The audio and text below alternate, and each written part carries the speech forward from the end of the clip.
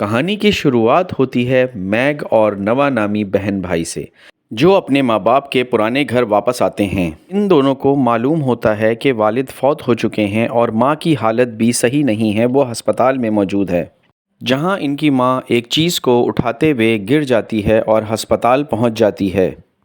نوا ریسیپشن پہ جا کے اپنی ماں کی طبیعت کے بارے میں پوچھتی ہے تو پتہ چلتا ہے کہ اس کی ماں کی طبیعت صحیح نہیں ہے اور وہ کسی بھی لمحے اس دنیا سے چلی جائے گی۔ یہ دونوں اپنی والدہ کی طبیعت کے بارے میں سن کر پریشان ہو جاتے ہیں اور اس کے روم میں جاتے ہیں۔ روم میں جانے کے بعد نوا بہت پریشان نظر آتی ہے کیونکہ اس کی والدہ بیڈ پر موجود ہوتی ہے اور وہ بالکل بھی دونوں کو پہچان نہیں پا رہی ہوتی ہے۔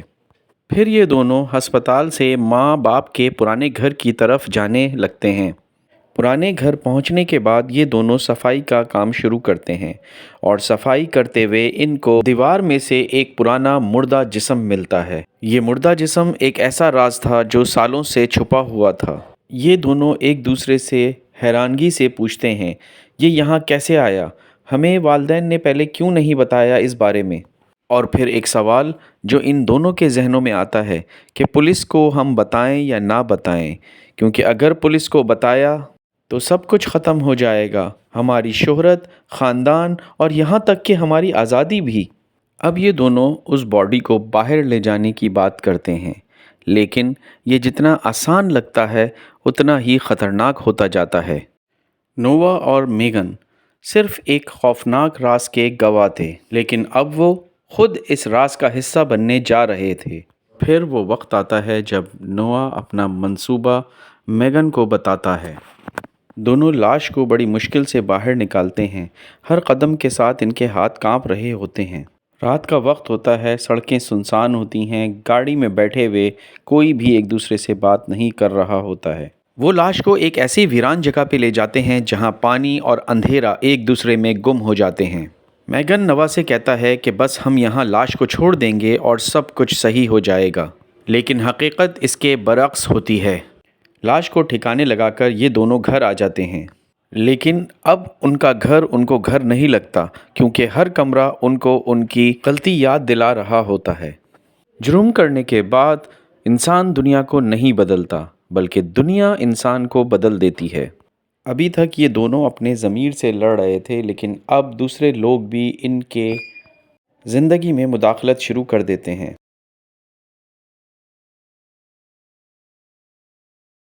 اشاروں میں کہہ جاتے ہیں کہ اگر آپ لوگ چاہتے ہیں کہ یہ چیزیں، یہ باتیں پولیس تک نہ پہنچائی جائیں تو ہمارے مطالبات کو مانیں، اور یہی وہ وقت ہوتا ہے جہاں سے بلیک میلنگ کا آغاز ہوتا ہے۔ نوا اس صورتحال کو برداشت نہیں کر پاتی اور بار بار یہی بات کہتی ہے کہ ہمیں سب کچھ بتا دینا چاہیے۔ اور پھر ایک دن اچانک دروازے پر دستک ہوتی ہے۔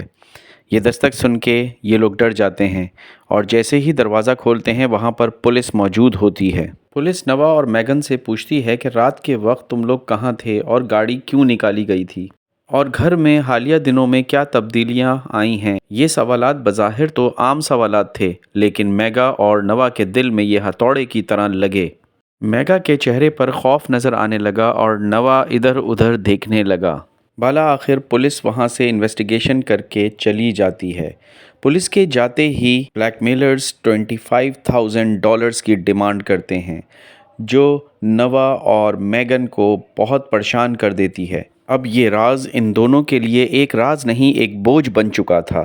اب وہ اس جگہ پہنچتے ہیں جہاں بلیک میلرز نے ان کو بلایا ہوا ہوتا ہے، اور یہاں ان کو یہ بات سمجھ میں آتی ہے کہ جب راز غلط ہاتھوں میں چلا جائے تو وہ راز نہیں رہتا، ہتھیار بن جاتا ہے۔ بلیک میلر لڑکی کہتی ہے کہ آنے میں دیر لگا دی، ہمیں لگا کہ تم لوگ نہیں آؤ گے اور ڈر جاؤ گے۔ بلیک میلر لڑکا اس کو موبائل میں تصویر اور ویڈیوز دکھاتا ہے اور بتاتا ہے اگر یہ سب چیزیں پولیس تک پہنچ گئیں تو تم برباد ہو جاؤ گے۔ میگن یہاں پر کہتی ہے کہ ہم $25,000 کی رقم کہاں سے لائیں گے، تمہیں جو کرنا ہے کر لو۔ نوا میگن کی طرف دیکھ کر کہتا ہے کہ میگن ایسا نہیں کرو، سب کچھ برباد ہو جائے گا۔ بلیک میلرز ان دونوں کی طرف دیکھ کر کہتے ہیں کہ تم لوگوں نے جرم کیا ہے اور ہر جرم کی ایک قیمت ہوتی ہے۔ میگا یہ سب برداشت نہیں کر پاتی ہے اور اس لڑکی پر حملہ کر دیتی ہے اور اس لڑکی کو مارنا شروع کر دیتی ہے۔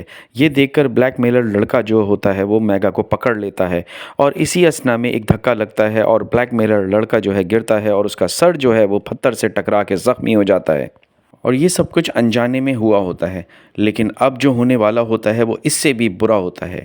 فائر کی ایک آواز آتی ہے اور وہ جو لڑکا نیچے گرا ہوا ہوتا ہے زخمی حالت میں، اس کو مار دیا جاتا ہے، اور مارنے والا کوئی اور نہیں نوا ہوتا ہے۔ یہ دیکھ کر سب سکتے میں آ جاتے ہیں۔ لڑکی پریشان ہو جاتی ہے اور بلیک میلر لڑکی بھاگنا شروع کر دیتی ہے، اور نوا دوسری گولی چلاتا ہے اور یہ گولی سیدھی لڑکی کی کمر میں لگتی ہے اور لڑکی ٹکرا کر نیچے پانی میں برج سے گر جاتی ہے۔ کچھ سیکنڈ ایک خاموشی چھا جاتی ہے۔ یہاں سے کہانی ایک نیا موڑ لیتی ہے۔ لڑکے اور لڑکی کی ہلاکت کے بعد پورا علاقہ پولیس کی گرفت میں آ جاتا ہے۔ وہ جگہ جہاں یہ واقعہ پیش آیا اب کرائم سین بن چکا ہوتا ہے اور پولیس چاروں طرف پیلی کلر کی ٹیپ لگا دیتی ہے۔ فوٹوگرافی ہوتی ہے اور فرانزک ٹیم موقع سے شواہد اکٹھا کرنا شروع کر دیتی ہے۔ پولیس کو جلد ہی پتہ چل جاتا ہے کہ مرنے والے لڑکا لڑکی جلد ہی میگن اور نوا سے ملنے والے تھے۔ Mobile phone record, history, data, سب کچھ صاف اشارے دے رہا تھا۔ اسی لیے پولیس دونوں کو تفتیش کے لیے اگلے دن بلا لیتی ہے۔ پولیس افسر نوا سے کہ آپ دونوں کل رات کہاں تھے اور یہ دونوں آپ سے کیوں ملنا چاہتے تھے؟ نوا: وہ ہم سے کچھ بات کرنا چاہتے تھے، ہمیں نہیں معلوم تھا کہ یہ سب ہو جائے گا۔ میگن کہتی ہے یہ ایک حادثہ تھا اور ہم نے کسی کو نقصان نہیں پہنچایا۔ پولیس دونوں کے بیانات کو ملا کر دیکھتی ہے۔ بظاہر دونوں کے بیانات ایک جیسے ہوتے ہیں، مگر چھوٹے چھوٹے تضاد پولیس کو شک میں ڈال دیتے ہیں۔ فلم کا اختتام کسی دھماکے یا تیز ایکشن کے ساتھ نہیں ہوتا، بلکہ خاموشی اور بھاری ماحول کے ساتھ رک جاتا ہے، جہاں نہ جیت کی خوشی ہے نہ ہار کا افسوس۔ قانون اپنا فیصلہ سنا سکتا ہے، مگر انسان کے اندر چلنے والا ٹرائل کبھی ختم نہیں ہوتا۔ یہ دونوں بظاہر تو آزاد لگتے ہیں، مگر ان کے اندر سکون نہیں ہے۔ اختتام میں کوئی واضح ویلن نہیں بچتا۔ جو لوگ بلیک میل کر رہے تھے وہ مر چکے ہیں، اور جو بچے ہیں وہ خود اپنے خوف کے قیدی بن چکے ہیں۔ ہمیں اس کہانی سے یہ سبق ملتا ہے کہ ہر غلطی کا انجام صرف سزا نہیں ہوتا، کبھی کبھی وہ پوری زندگی کا بوجھ بھی بن جاتا ہے۔ یہ فلم ہمیں ڈراتی نہیں بلکہ اپنا آئینہ دکھاتی ہے۔ اگر آپ کو یہ پسند آئی ہو تو لائک، سبسکرائب، شیئر ضرور کریں۔